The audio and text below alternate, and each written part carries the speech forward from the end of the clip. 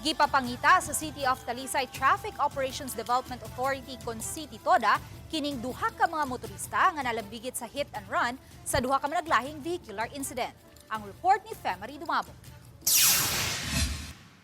Ang maong mga disgrasya ang nahulikam. Ang usa nini ang nahitabo nitong July 21 pasado alas 8 sa buntag.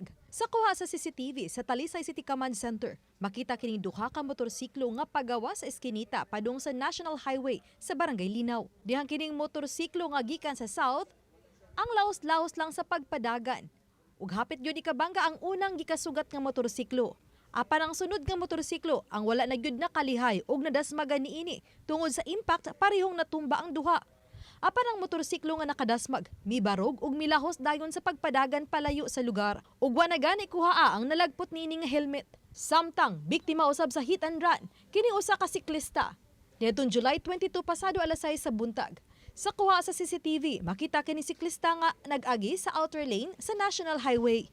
Samtang usa ka motorista nga gikan sa inner lane, ang kalit lang niliko agi sa tubangan sa nagbiyahe usab nga jeep ug lahos nga paliko padung sa Cebu South Coastal Road.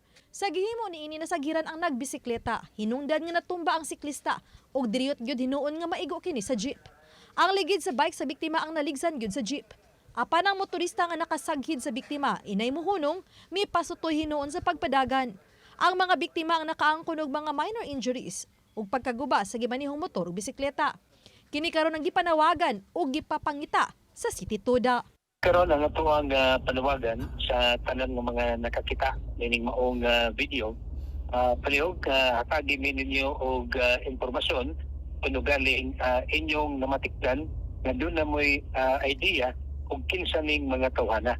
Aron sa matagan po na ito og justisya katong mga biktima niyaning maong disgrasya katong kanunay ipahinamdam sa itong mga drivers ilabinigid og naata doon sa usa ka intersection. Palihog maintain na gid sa inyong speed kunya palihog lang sad ko sa pagminor kuno galing maabot na mo sa itong mga intersection. So ayaw lang gid mo pagdali-dali kunya human kinahanglan na musupay lang ta ug sa inaasa lagda sa itong trapiko. Obani Cleofer Lumayag, Femery Dumabok. Balitang Bisdak.